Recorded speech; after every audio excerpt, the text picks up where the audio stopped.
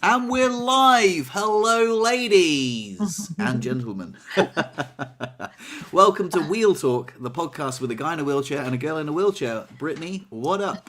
What up, Fred? I'm now curious after you said that. Hello, ladies, as if there was like more ladies that watch or something.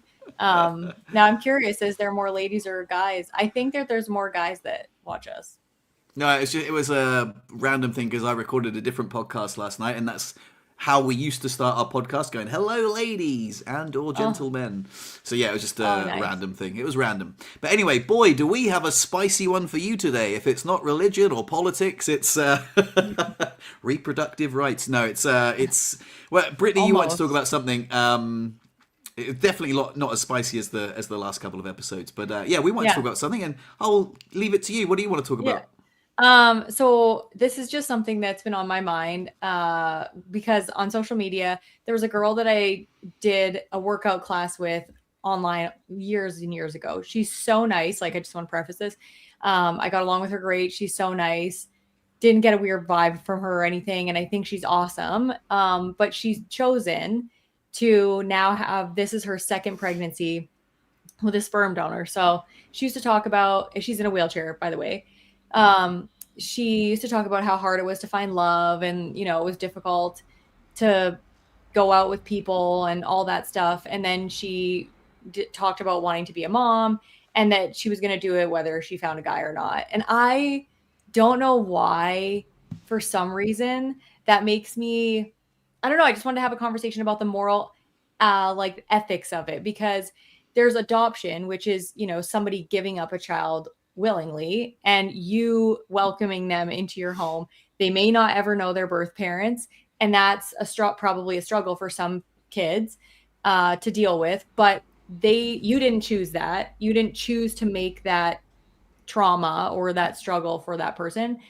But when you go to a sperm donor, you do choose to do it. Like, you choose to forego finding the father Hmm. and sign a thing that says that you will never know the identity of the dad.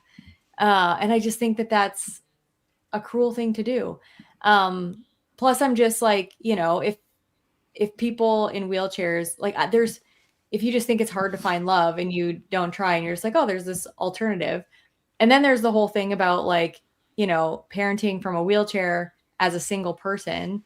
Hmm. Is there things that kid is going to miss out on, and you choosing to not have an able-bodied, counterpart? She has lots of family, I know that helps, but there's just so many things that I think about, and I don't know if that's just my internalized ableism thinking about it. Thinking, you need to have an able-bodied person that can fill in the gaps for experiences that your kids may want to have that are not disability related, or have somebody else that can do that for you. But yeah, anyway, what are your thoughts on it? Interesting.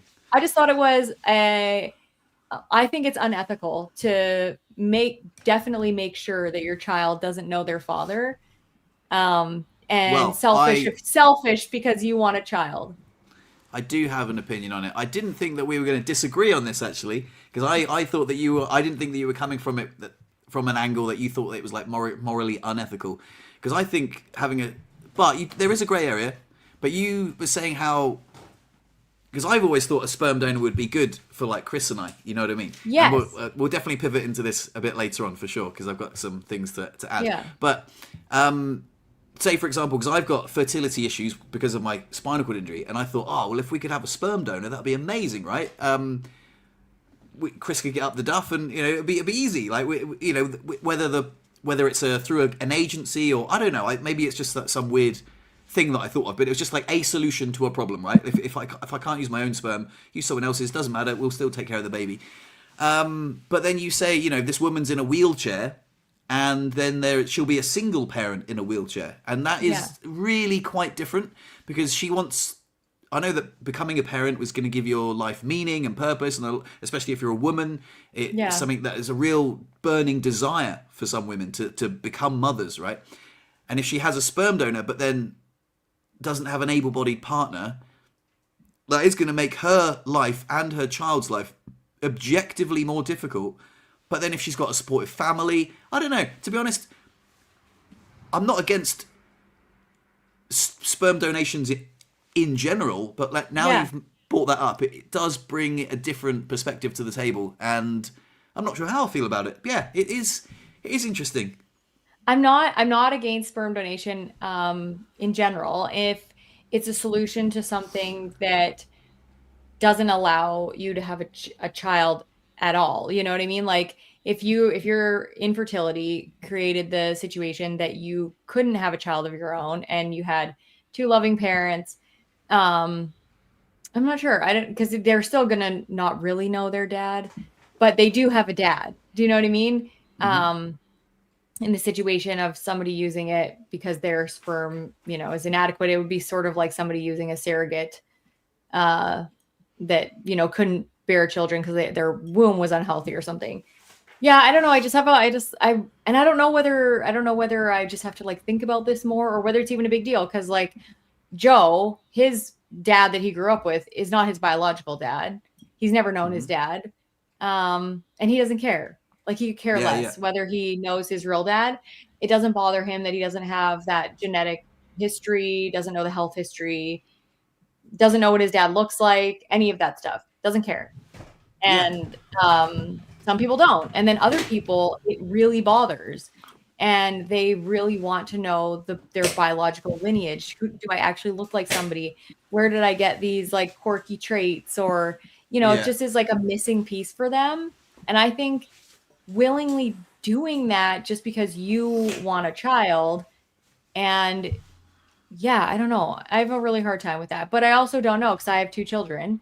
So it's hard for Mm. me to really know what that loss would feel like if I wanted a child and couldn't have one and wasn't finding love. Because I know that, like, my aunt, she just never really found, that person for her.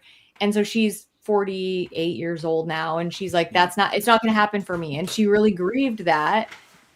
But there's lots and lots of other people that go through this situation and don't do that same thing. And I always go, well, why not adoption then? But she wanted her own biology in the Yeah. mix.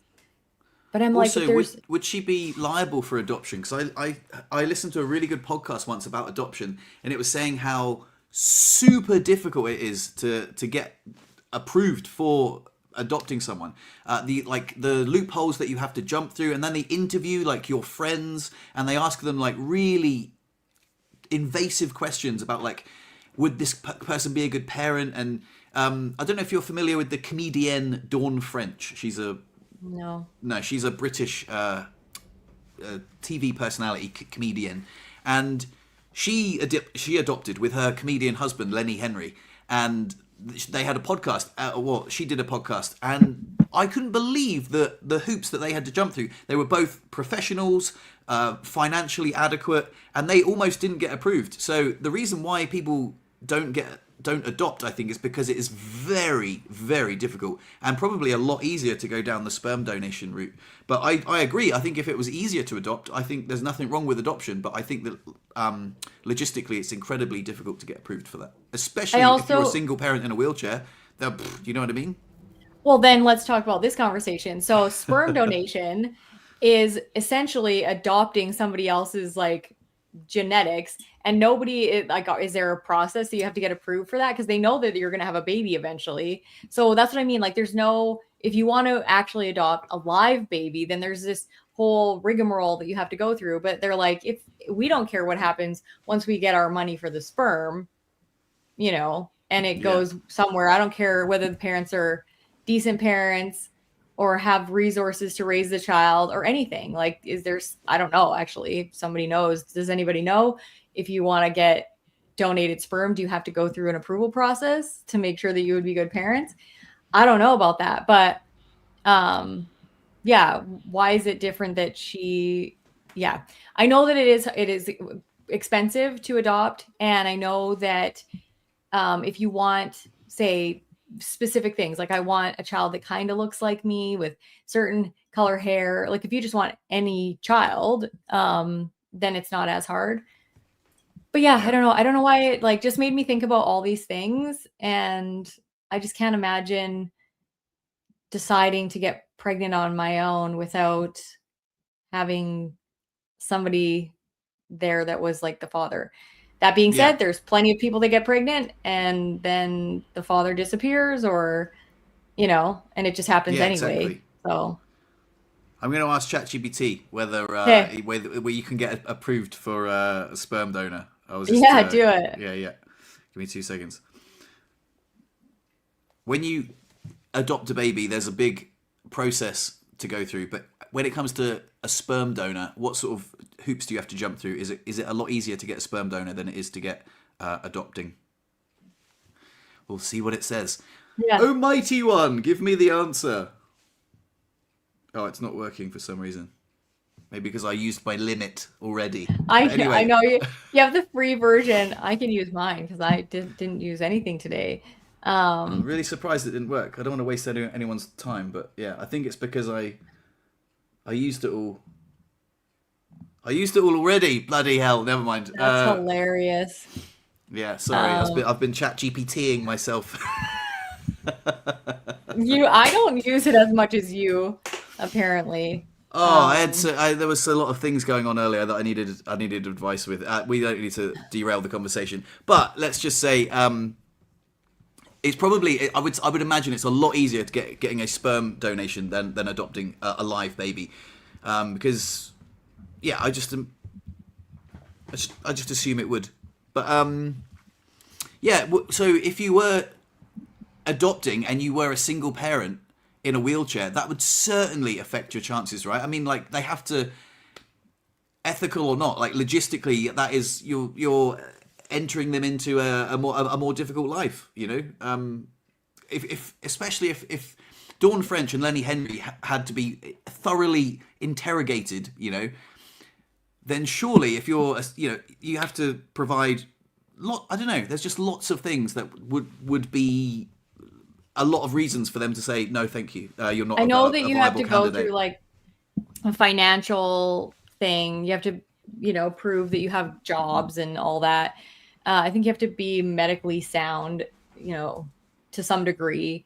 I did ask ChatGPT is if there's an approval process for sperm donation recipients, and it said, um, even though most regulations focus on screening and approving donors, clinics also have steps for recipients, especially when you use a donor sperm in assisted reproduction like IUI or IVF.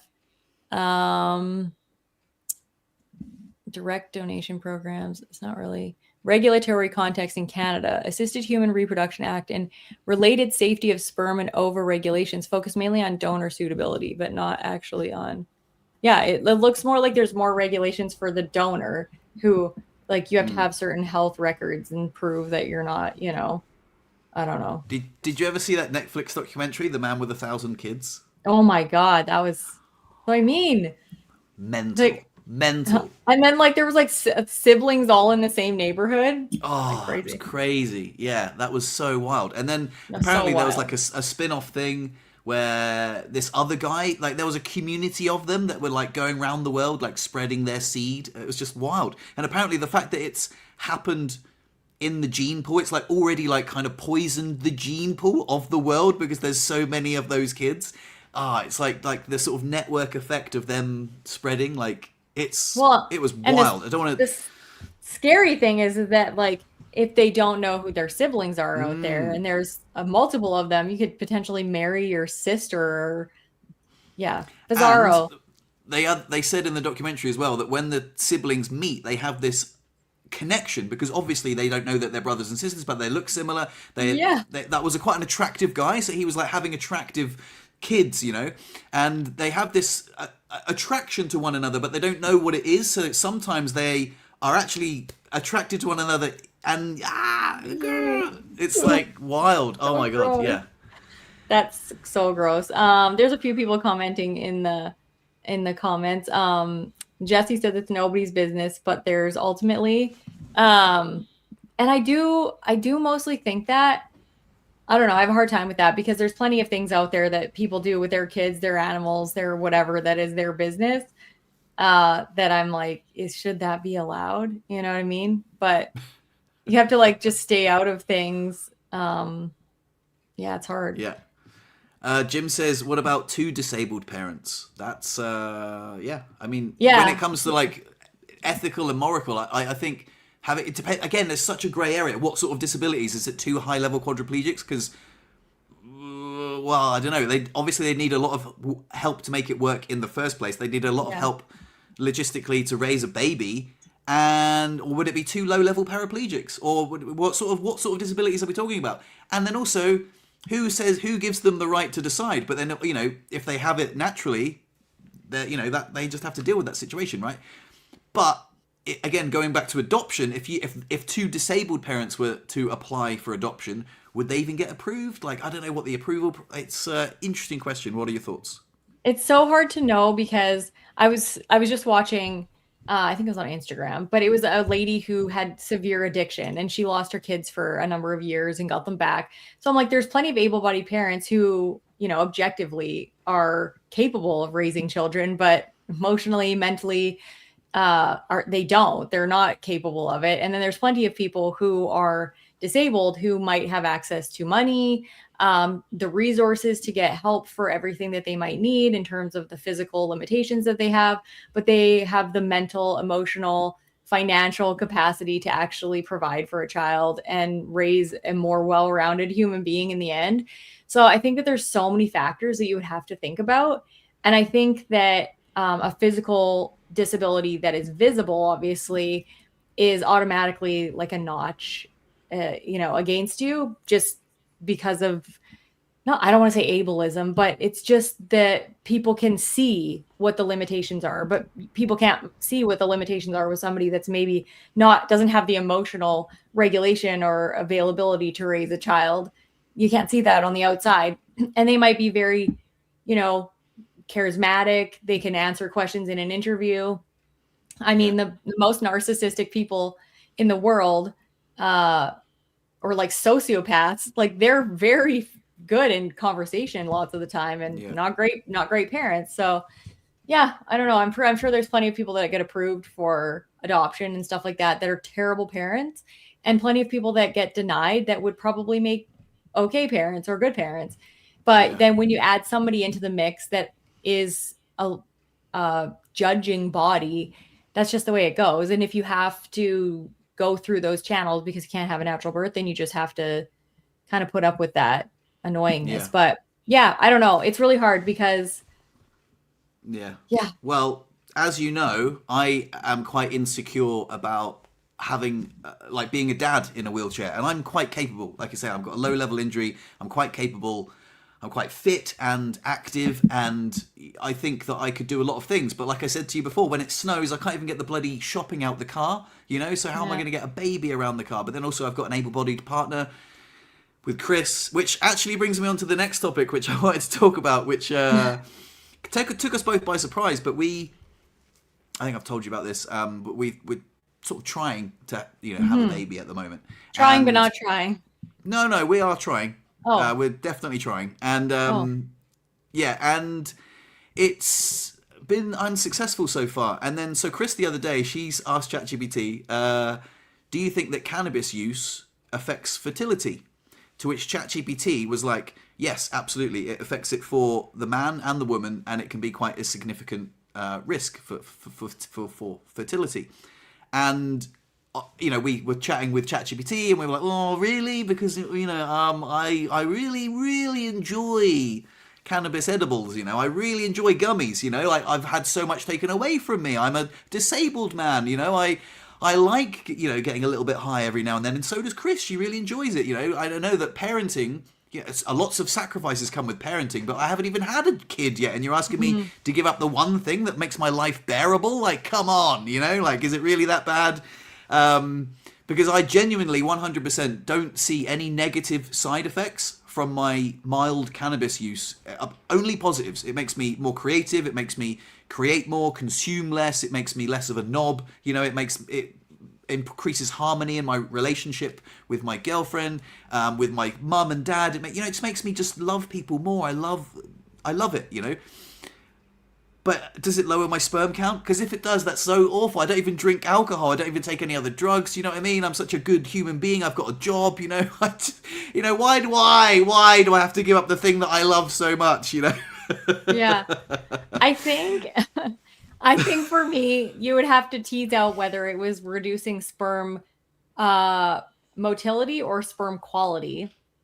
Sperm Yeah. count, sperm motility, or sperm quality. Because if it's sperm quality, then that's absolutely a sacrifice you want to make for your children. Because I was just watching a documentary that was talking about like even just like the diet of like a mom, then when she's making, she gets pregnant with like a daughter, and that daughter is making eggs, because eggs, your daughter is born with the eggs that she has, the quality of those eggs are lower. So like your sperm quality from your cannabis use might potentially reduce the like quality of life that you are able to produce. I don't know, that's a hard one, but it's like there's so many things like that in terms of like whether you should make the sacrifice. I struggled with that when I was pregnant. Do I come off all my medications Mm, and make this a terrible, because I got pregnant by accident, mm. not planned, not by accident, Yeah, but yeah. unplanned.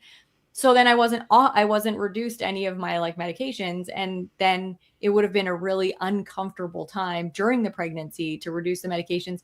So then I decided not to come off the medications with my doctor's, advice. And then my kids, both of them, went through baclofen withdrawal, which was really hard for me to Oh, watch really? because they were, yeah. So But they, you only take oral baclofen though, right?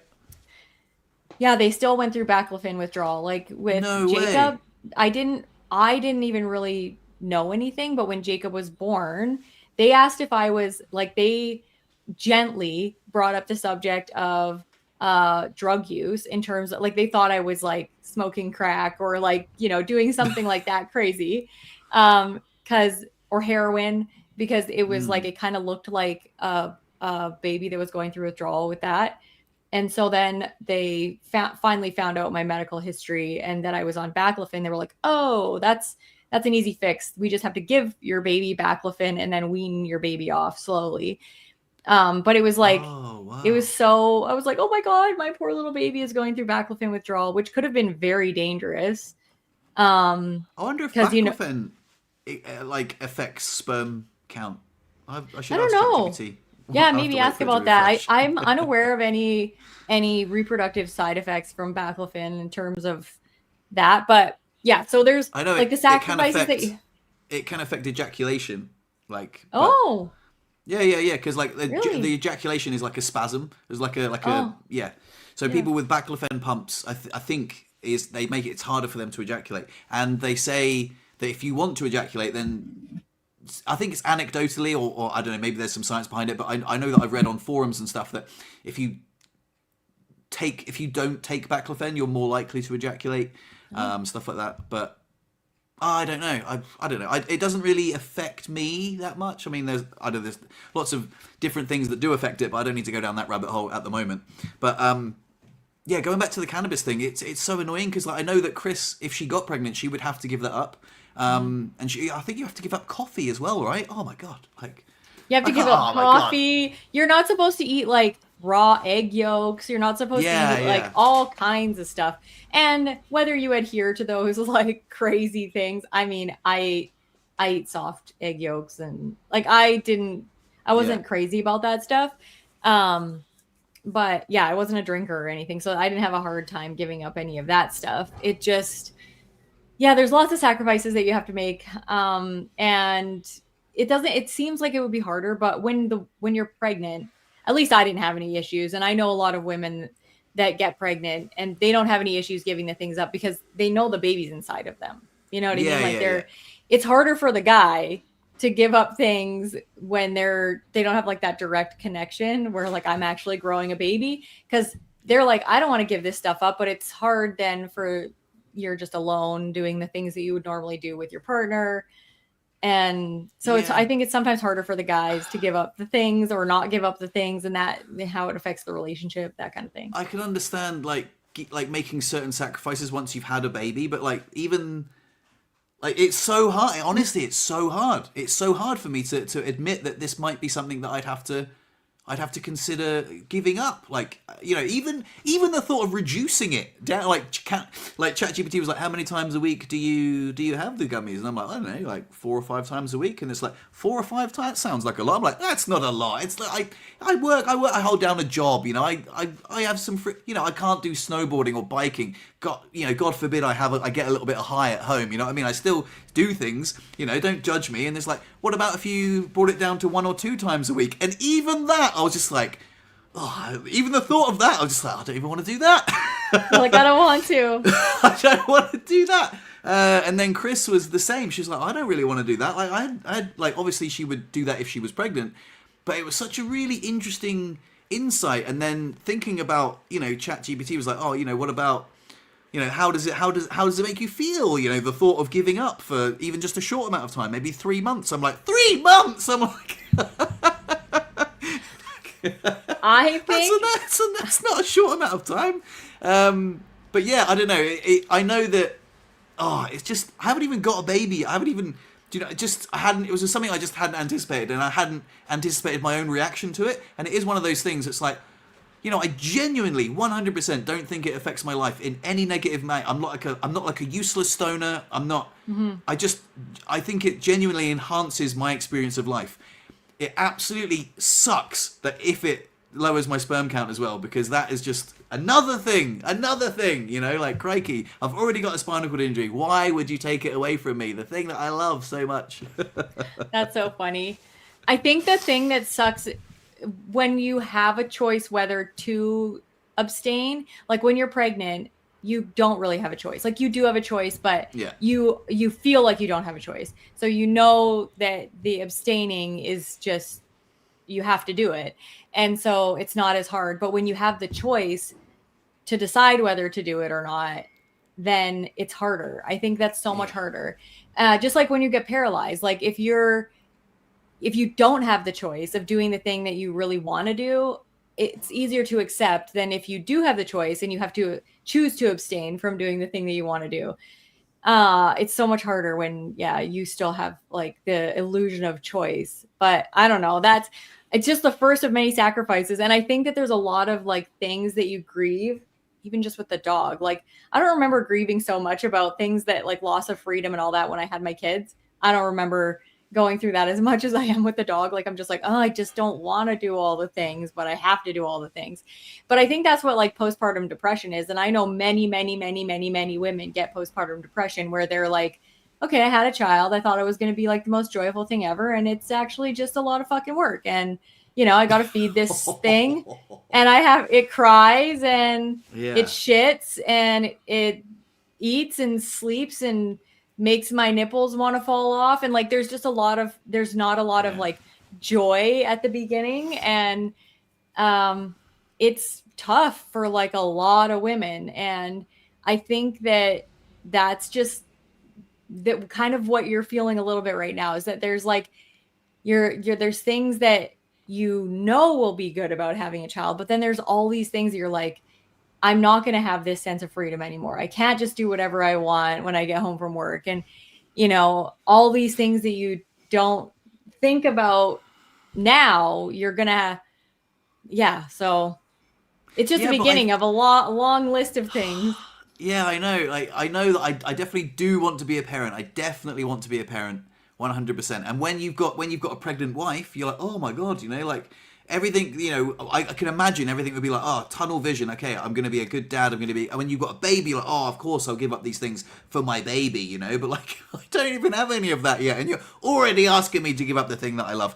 But, and obviously I would love the baby more. Like, you can't just get high for no reason. But I have friends that are parents that literally say, honestly, having a little gummy makes me a better dad. You know, I love my parent more. You know, I love the dog more when I'm high. You know what I mean? Like, I completely resonate with that. You know what I mean? So, yeah, I don't know. I think I could definitely be a responsible parent and still, you know, manage a responsible use of cannabis. You know, but at the same time, I don't know. This the first little sacrifice I'm finding so difficult. I'm so bloody reluctant. And it makes me just question everything. And Chris is exactly the same. She's like, yeah, well, obviously I'd do it if I was pregnant, but I didn't realize we'd have to do it before pregnancy. And we don't have to, but ChatGPT made a pretty good argument of like, well, yeah, I mean, if you're trying with no luck, then maybe Probably. give up that. And I'm like, we I don't know. have to. Go see a doctor, because maybe there's a lot of not outdated information on the internet, which ChatGPT is drawing from, but there is new information in terms of, that kind of stuff that doctors might know better. So I would go see a doctor in terms of fertility conversations and just see what they say. And if they say it's a significant risk, obviously it is. And if they say, it is a risk, but it's only because sometimes it's a significant risk, but only in people who say have known fertility issues, which you do. So maybe Chris doesn't have to give it up, or maybe it's not really going to make a difference. Like maybe in somebody who has normal fertility, it does actually make a significant difference. But for you don't have normal fertility. So if your sperm count is already low and your sperm motility is already low, and it's making like a 10% difference, is that really going to help? And you're going to probably need an IUI or oh my God. Yeah. I can't remember the other one. So I went to the doctors recently to get a new prescription. This was literally a couple of days ago, and I said, "Oh, by the way, me and my wife are trying, and we are not having much luck. So I was wondering if I could get my sperm tested." And he was like, "Absolutely, I could write you a prescription. You just call this number, and you can go down the road and get it tested. And there's also a really good chance that if you're, because your wife is 35." I say wife, whatever. Yeah. That you can. It could be an issue for both of you. And she's actually 36. Sorry, not 35. So so get her blood tested and see if her hormone levels are right. There's so many different factors at play, like why that you could be struggling to conceive. So it's not literally just one thing, but like it's just such an interesting conversation when you ask me to make one sacrifice, and I'm like, what, really? No, I wouldn't want to do that. But it's so we are looking down of all the things, but yeah, it does make you question how much you want to be a parent, because obviously the answer is yes. If you ask me, do you want to be a parent? Yes, but do I want to? I think I'm glad that I never had the opportunity to overthink that, because I just got pregnant and did what I had to do. And I also, when you have like a taste of freedom, so I got pregnant at a time when I was like in university, I was really busy. I didn't have a lot of freedom. I was also just sort of like overwhelmed with life because I had just learned how to be independent. So I was like, my life felt hard a lot of the time anyway. And then I got pregnant and I was like, okay, this is scary. And then I had the baby and it felt hard anyway. So it was okay. But when you've had so much freedom for so long, I think it might be a little bit of a tough transition. But who knows? Like my cousin was 40 before she had, maybe a little less than 40 when she had her first child, and she was totally fine. Like she's loved it, and she vehemently did not want kids. Like she was like, I don't want kids. I love my life. I love my freedom. And then just decided she did want kids. And she's like an awesome mom, doesn't struggle with the loss of freedom at all, and just embraced being a mom 100%. So that is probably what you would be like, because I think if you can handle dogs, like when they're little, I think that children are much easier. Yeah, you are. So yeah, I think that funny. if you've had a puppy and you're like, oh, that's no big deal, then I think children are easier. Well, I think puppies are easier, but then I don't have a kid, so there you go. I did want to highlight this comment though, because it made, well, number one, it made me laugh. Dude, my wife and I used pre-seed and diva cups. I'm a T5 complete since 97 at 18. I have a 6-year-old daughter, cannabis user for years, didn't have an issue with home insemination. Magic wand vibrator worked for me. Absolutely. So we are doing this. I don't know what the pre-seed and diva cups are, but I'll be vague. We are using a similar method, I believe. Kept the pipes cleaned out every few days and tracked her ovulation cycle. Yeah, we're also tracking the ovulation cycle, and so we are doing that. So yeah, he's also said, he put loads of comments. Not a miracle, but significant. Don't get too discouraged, man. Productive stoners unite. I like that. But I wouldn't say I was a stoner. See, the thing is, I went through a period where I was a stoner, right? When I used to smoke weed, and I used to, in a smoke-filled room, and I was lazy, and I know like the negative effects of cannabis, right? I know that there are some, like, but I genuinely believe. Again, I'm repeating myself a little bit. But I genuinely believe it makes my life better. Makes me a better person. But I can understand that if you're not in the same.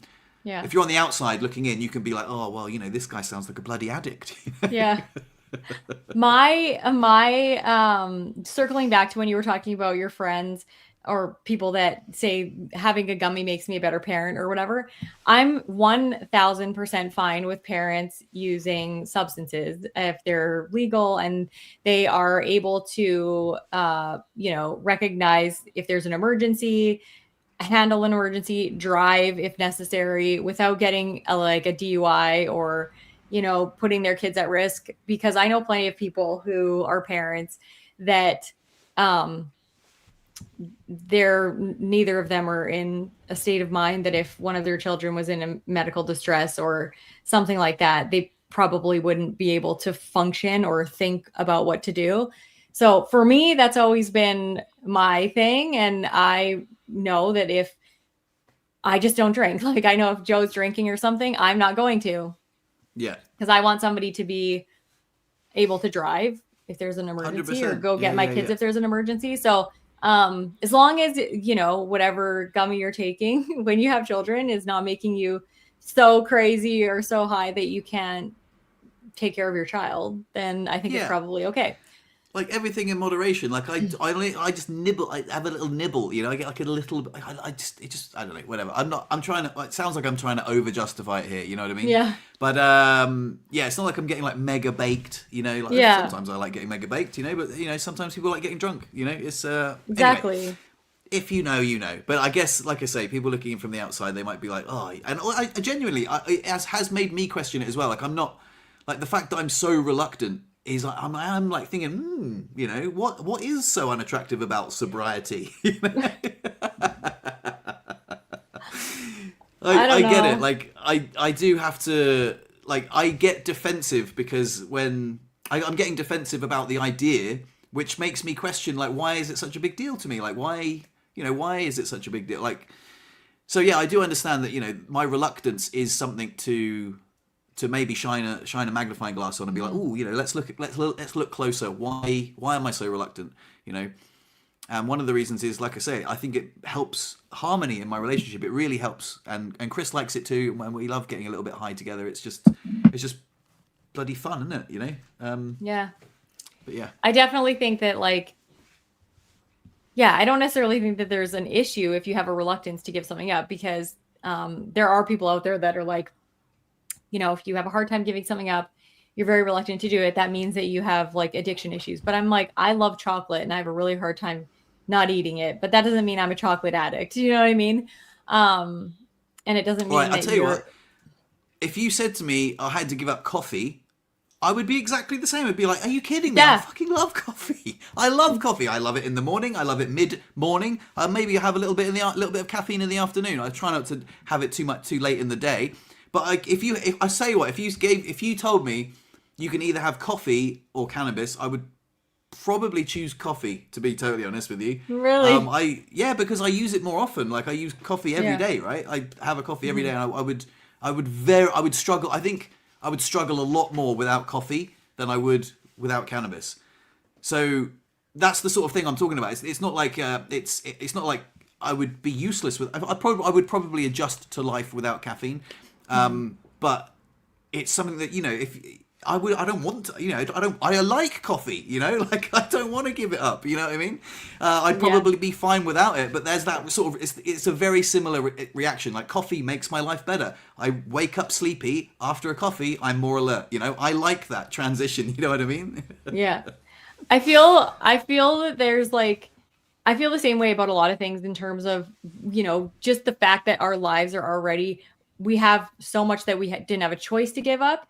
And there's a lot of things that, are spinal cord injury effects. And so then if there's just like another thing, and this is like my rosacea, Like, I don't want to fucking go on a diet that I have to give up every food allergen under the sun to see what is bothering my skin. Cause I'm like, I already have to eat a certain way for my bowel habits and drink so much water for my, bladder. And I'm just like, oh, like, is there another thing that I have to accept and learn to live with and manage and all that stuff? So I think that's partly what you're feeling with the, giving up cannabis. It's just like, oh, like there's already so much that I'm going to have to think about in terms of being a parent with a disability. And do I have to just give up this one thing that makes my life, objectively better?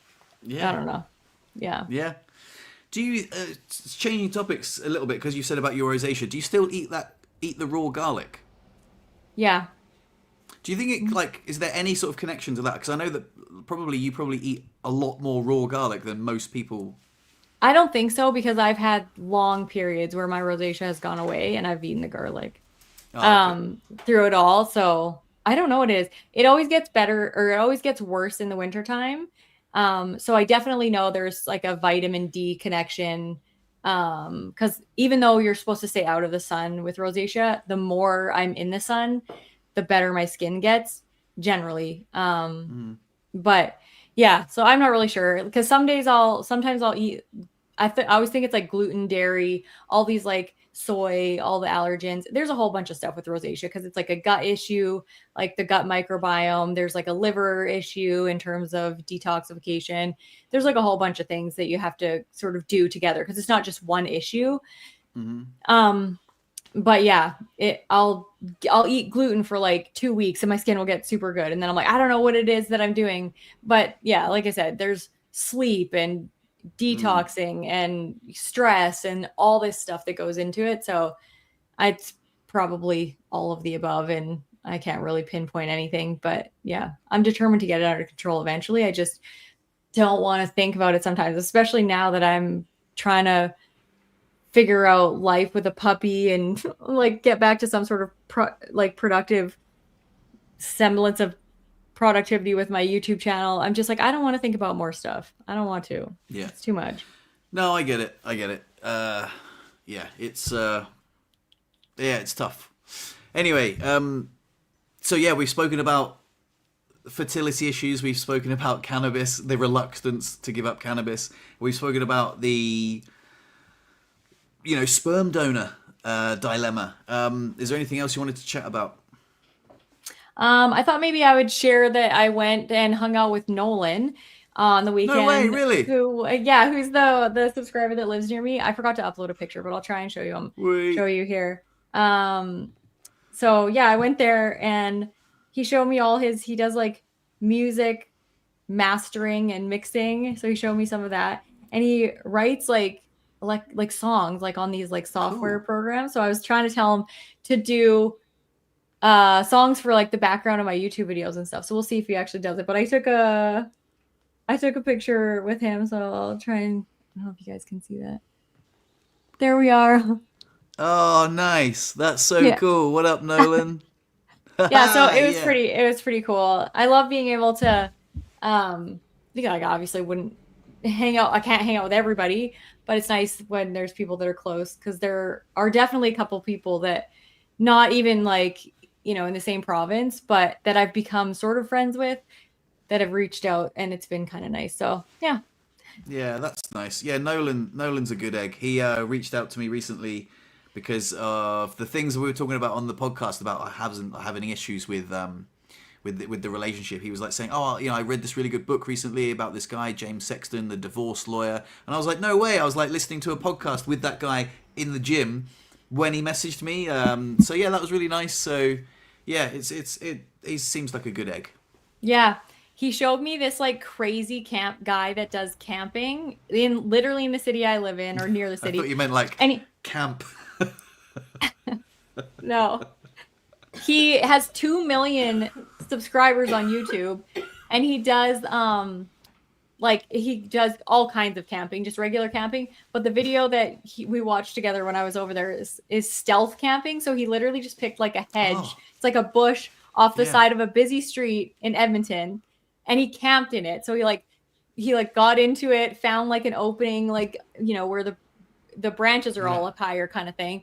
And he slept overnight in the middle of Edmonton by a busy road, cooked food in there, made like soup on a little hot plate. And it was crazy. And I'm just like, this guy has 2 million subscribers and he just lives in the city I live in. It's crazy. Oh, really? He lives in your city? I think I've seen someone do that. I don't know if it's the same guy, but I definitely saw someone do that on YouTube. Do like the urban stealth camping. Sorry, I can't remember his name. It's like camping with. I had his website open. Like my leg has got caught in my wheelchair. What? Yeah, I put it like round the side because it was getting spazzy, and now it's Camping with Steve. Camping with Steve is the channel, which was like, it's crazy. What the hell? This has never happened before. I'm literally. Oh, there we go. I'm sorry, I got it back. There are weird places that your foot has gotten caught. So the way that I go to the bathroom in my wheelchair, I usually put my feet up on the edge of the toilet in the whatever bathroom I am in so that I can scooch my butt to the edge of my seat and my legs just fall open and it's easier for me to calf with the zipper that I have in the crotch of my pants. And every once in a while, especially when I was like first doing this technique, my foot would slide into the toilet bowl, like it would go sideways and then it would turn. And then I would be like trying to get it out of this freaking toilet bowl. And it did that the other day. And I was just like, oh, I forgot how hard this was to get your foot out of a toilet when the like toilet bowl has like a lip, you know? And I was just like, oh, I couldn't get my foot out and it was super annoying. And so yeah, weird places. And my foot used to actually like fall in the toilet water and I would be like, ew. And it's never done that for years and years and years because I'm way better at balancing my feet and making sure it doesn't fall in. But yeah, weird places that your feet get stuck. That's funny. I wanted to, there's the one more thing I wanted to talk about actually, that, you know, that I've spoken on the podcast about performing magic, and I've been doing like more magic gigs lately. Mm-hmm. And so Chris asked me the other day, I've got a birthday dinner coming up. Do you want me to offer the magic? And I said, yeah, absolutely. Like, why not? Tell them, I thought €100. I was like, that seems like a fairly reasonable price for, seeing as I've done like a few different magic gigs now. I was like, yeah, €100. That sounds good. And interestingly enough, they messaged back saying, yeah, no, thanks. And I was heartbroken. I was like, I would have done it for free. Like, I don't need the money. But I don't want to be like $10 because who wants a $10 magician? You know, like it sounds too cheap. But I should have said I would have done it for free because now I've like talked. It's really hard to go back from that. You know, like, oh, don't worry, I'll do it for free. You know, don't worry about the $100. You know, but I thought there was 12 of them, right? And I said I'd do an hour's worth of magic. That's less than $10 each, or €10. So we're talking like maybe a little bit more. But I thought that was reasonable, but then they don't have any reference to like what a magic experience is for them. Yeah. They don't have, you know, the other people that I perform for, they're like, oh my God, you know, I love this, you know, I love the magic that you're performing. It's so wonderful, you know. But then these guys have just been like, got an email saying, oh, do you want a magician for an hour and then they've probably been like, no, I'd rather keep the €100, thanks. You know, like, what's he going to do? Come and, you know, when's the last time someone saw a magician in real life? Like, they don't know what to expect. And then there's the talk of self-promotion. Do I have a website? Do I have an Instagram? Yeah. You know, like I would just really rather just do it for free. But, you know. No, you wouldn't rather do it for free. No, you would rather. I'd rather do it for free than not at all.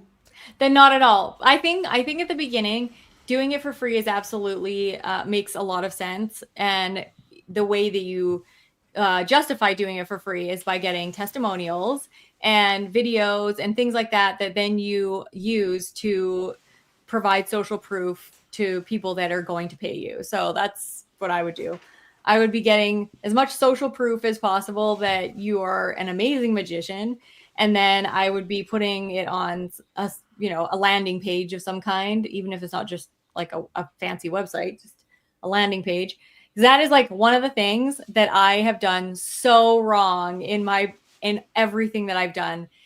A website doesn't matter. None of that matters. What matters is the service you provide and that you're charging for it. And having some place for people to find you is important, such as a landing page. But a landing page can be built so easily. in a matter of like 10 minutes. And it doesn't even matter whether it's like super fancy. It just has to be somewhere people can find you. That's not total shit, that has information, social proof, and maybe like a fun video of you showing you do the magic or something. But okay. So that's all you have to do. What's a landing page? Is that just a website? A landing page is a website, but a website is generally more complicated than a landing page. So you could go to like MailChimp or something like that. I don't know about MailChimp, but you could go to some sort of thing where you have like an email list and then you build a landing page. I thought that was a porn website. Like I thought it was like I know what you mean now, but when you said MailChimp, I thought it was like MailChimp, as in. And I was like, what? MailChimp? I was like, that's so funny. Sorry, yeah, I know what MailChimp is. Yeah. Like you could go to some free email service provider, and usually they allow you to build a landing page that you can link to from your Instagram bio or wherever you want to link to it. And then, people just find you. There's a girl that I follow that is so amazingly smart. She's 19 years old, and she has a company that makes like $7 million a year or something like that. She started her first company at 15, and she talks about all the things that are important for building a strong business. And she was like, building a brand presence as your own person, important. So your personality, Fred, super important. But you already have a YouTube channel. You already have things that allow people to see who you are as a person. If you do that for the magician thing, then that's great. But showing people who you are is more important than having some fancy logo or anything. You could even just draw you as a magician or something as your logo, like something fun, and put it on a website or a landing page. And then, like I said, social proof is important. So testimonials of what people have said about your other shows. And then just having like some sort of video that shows you in action, which you have lots of already. So that's what I would do. I guess I do. Yeah. So you're saying like a landing page, like a one-page website where you could just click a one-page on it, website. like Fredo the Magician, say for FredoTheMagician.com or something like that. Yeah. And then he's like, instead of saying, do you want to see a magician? You say, check this out. We can offer this service for $100. They click on it, and then they can see the testimonials, and they can show, right, yeah, that makes a lot more sense. Yeah, because just so that they can see, because if they're like, do you want a magician? Nobody is ever as excited as if they know what they're missing. Do you know what I mean? Like if they can see what they're missing, and even if they can read about it, because I am a sucker for buying shit that I'm like, oh my God, I have to buy this. What if I miss out on this? Or what if I don't do it? And then I buy it and I never, ever, ever do it. Like I bought a dog training course that was online, never did it. Because I'm just like, I'm going to miss out on all these amazing things that it says my dog is going to be able to do. And then I spend the $90 and never ever look at the website again. But I don't want that to be like, what people do for you where you don't actually offer the service, but you show them what they would be missing if they didn't do it. Cause then they're like, oh, that does look kind of fun. And some people are still going to be like, yeah, not really. We don't need it. But then other people are like, that would be super fun way to spend $100. Yeah, I get that. Is actually a really, really good idea. In fact, it's so obvious now you've said it out loud, because it kind of sounds a little bit like, if you just say, do you want a magician? They have no idea what that means. They're like, no, thanks. I'd rather have the $100. But like I say, if do you want someone to come around and show you magic for free? Like absolutely. Like we've got these Corona Zeros. They're like alcohol-free beers, and we get to give them away. It's so cool. Every time they come in, hey, do you want a free beer? You're like, really? Free? And I'm like, well, it's alcohol-free. And some people are like, oh, alcohol-free beer. What's the point in that? But the majority of people are like, oh, really? Absolutely. And I'm like, yeah, here's a leaflet. If you want to buy more, you can have some money off. We're just giving them away for free. And people are like, oh, nice, thanks, that's so cool. And some people want them, some people don't want them, but the majority of people take them because it's free. So if I was to offer magic for free, of course they'd say yes.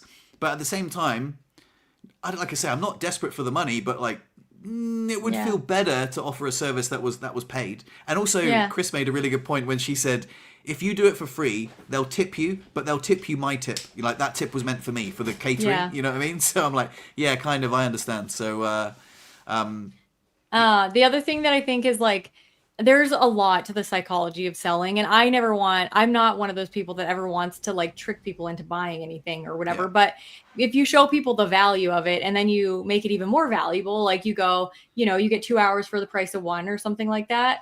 then it looks like they're getting, oh, that's a great deal.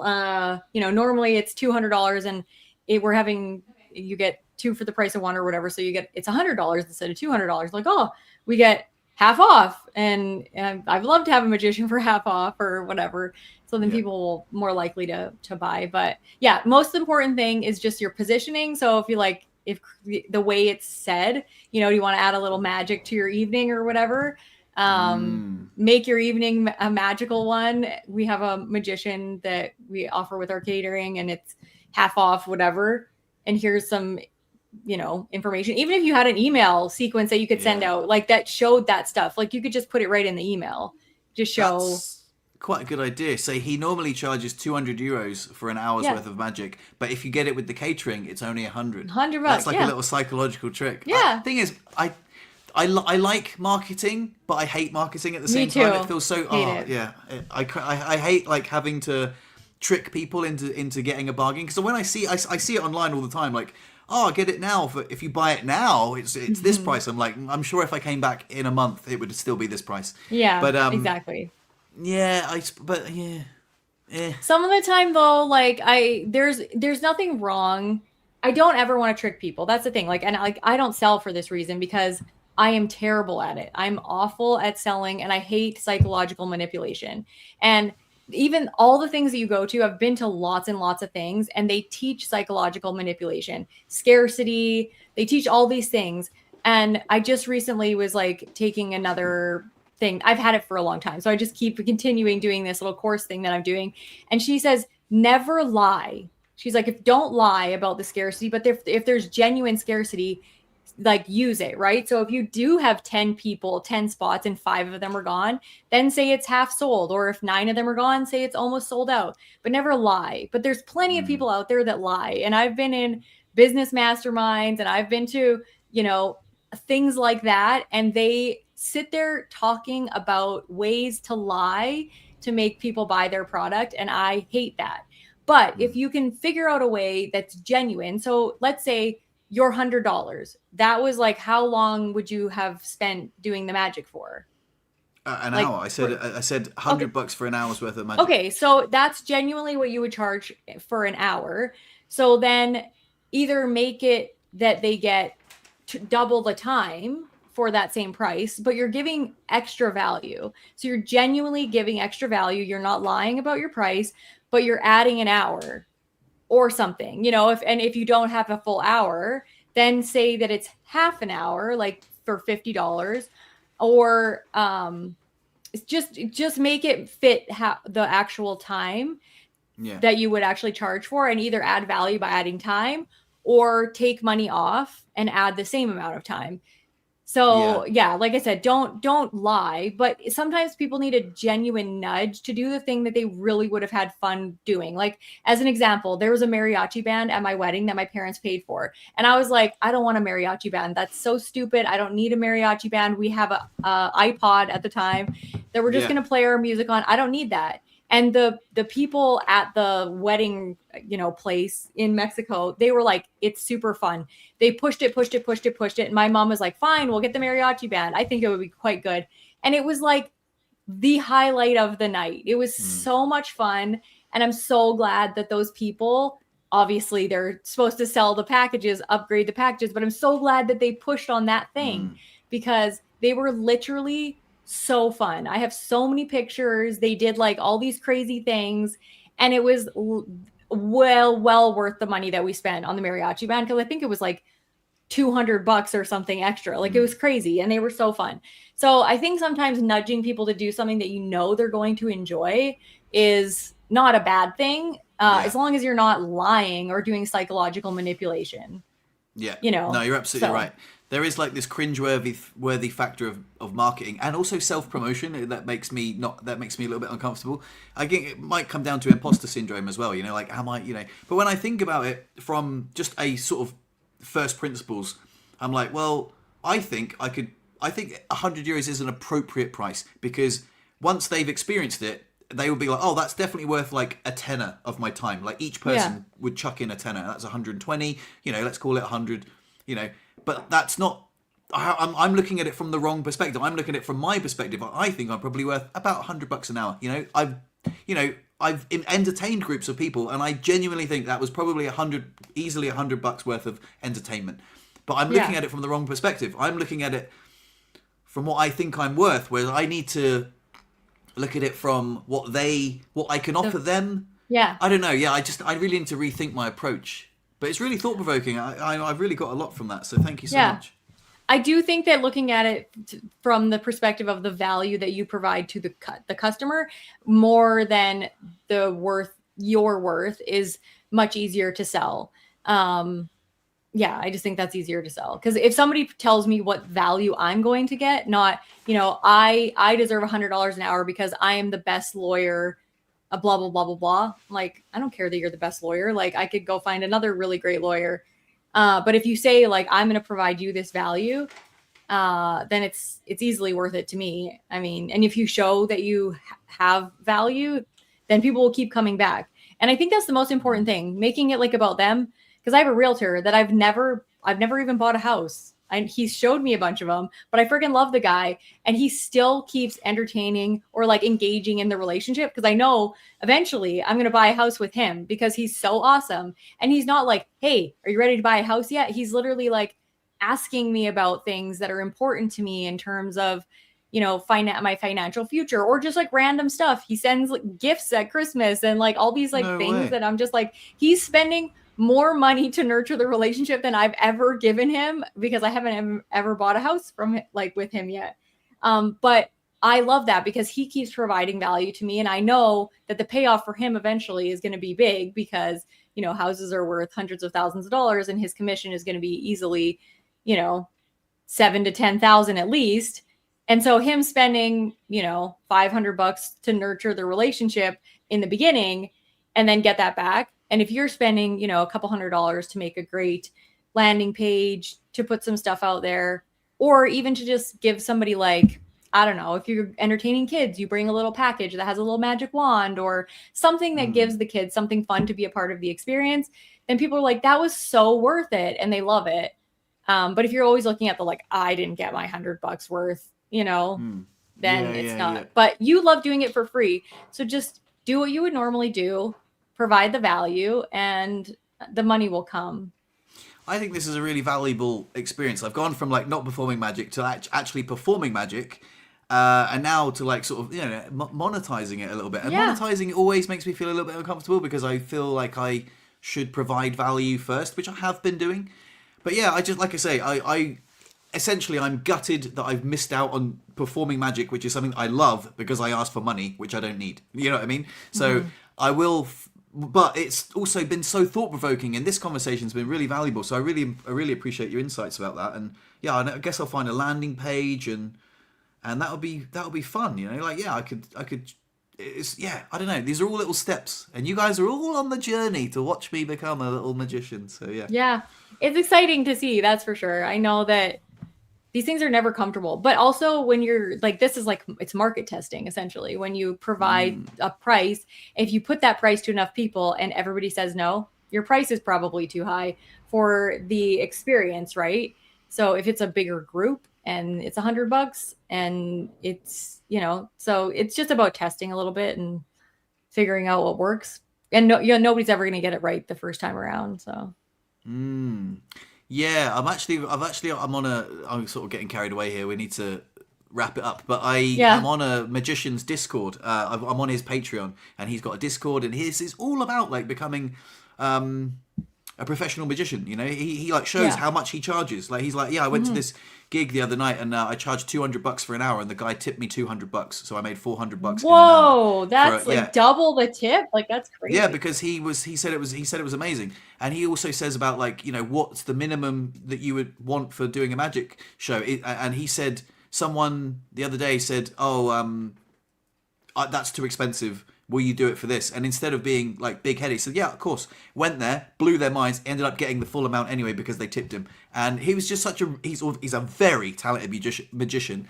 But he's also like a really down to earth, lovely guy. And it's nice for like $5 a month on his Patreon. He gives me access to his Discord and stuff, which is really nice. So And when it comes to like monetizing it, I've never thought about doing it. I've never been like, oh no, that's not really what I want to do. But now I'm like, well, why not? You know, because I've got like the proof that like I can provide an evening's entertainment or an hour's worth of entertainment like that.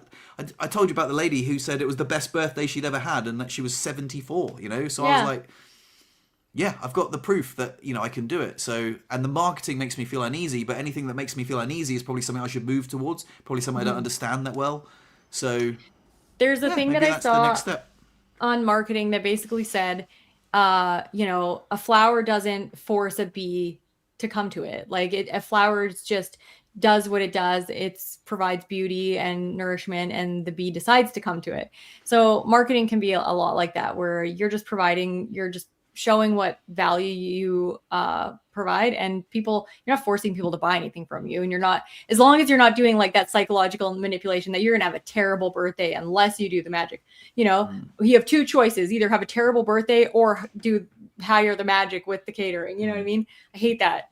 If somebody says that, like at the end of their thing where I like click on something to buy and they're like, yes, I want to buy it. No, I'd rather live a meager life and, you know, not make changes. I'm like, fuck you, never buying anything from you ever again. I will block you and tell all my friends that you are a sleazeball. So I think that's I was gonna say something and I forgot. It came to my mind when you were talking about this is what I was gonna say. So I have a couple of friends that do pay what you can, and you would think that people wouldn't pay anything, but people generally pay more than what you would have asked for if you do the pay what you can and they're, you know, decently able to pay something. So yeah, my friend started at like, for like a workshop she was giving, it started at like $250 right down to zero. And I don't know how many people paid each level, but she almost never charges a fixed price. It's just pay what you can, which is kind of like that podcast thing or the meditation app that you were talking about. And I'm sure he makes decent money. So yeah. That's something I've also thought of, but there's also like a sort of cringeworthy factor of like pay what you can, and then like at the end I'll be like, oh, really? Is that all? But if you would have done it for free, then does it matter? I know, but I think sometimes I'd rather do it for free than to just get like $5. I'd be like, really? That's what you thought it was worth? I don't know, but no. There's also like the pay what you can, and that also makes me feel a little bit uncomfortable because there is a level of expectation of I don't know, but anyway. There's lots to think about, but thank you, mate. Let's wrap it up because we've gone over an hour. But totally appreciate the thought-provoking stuff. Appreciate the encouraging comments. Thank you very much. And we'll see you next week. Yeah, we'll see you all next week. Bye, guys. Peace. Ciao. Haven't got